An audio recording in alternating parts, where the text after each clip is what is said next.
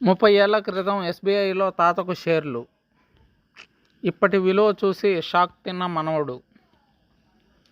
పొదుపు విషయంలో మనకంటే మన పూర్వీకులే ముందు వరుసలో ఉంటారు.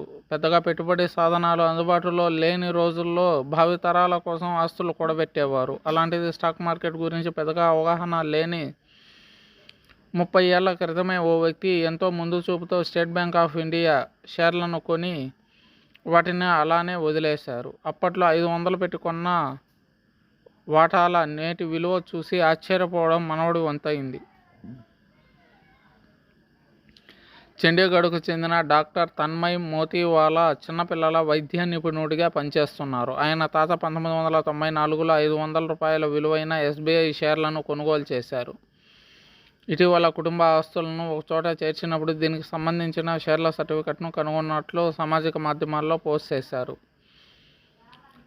ఈ షేర్లను తన తాత విక్రయించకుండా అలానే వదిలేశారని, వాటి గురించి మర్చిపోయారని పేర్కొన్నారు. ఆ వాటాల విలువ ఇప్పుడు డివిడెండ్లు ఏవీ కలపకుండానే 3,75,000 అయిందని మోతీవాలా తెలిపారు.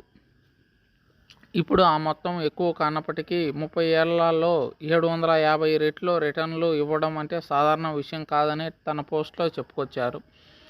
ఈ స్టాక్స్ను డీమ్యాట్ అకౌంట్లోకి మార్చడానికి పేరు, చిరునామాలో పొరపాట్లు ఉన్నాయని, అందుకోసమే ఓ కన్సల్టెంట్ను సంప్రదించానని మోతీవాలా తెలిపారు. ఇది కాస్త క్లిష్టమైన వ్యవహారమని, అందుకు కొంత సమయం కూడా పడుతుందన్నారు. ఈ వాటాలను విక్రయించాలని తాను అనుకోవడం లేదన్నారు. ఈ వైద్యుడి పోస్ట్ వైరల్గా మారడంతో కొందరు నెటిజన్లు స్పందించారు. మన పెద్దవాళ్ళను చూసి నేర్చుకోవాలి అంటూ ఓ నెటిజన్ కామెంట్ చేశారు.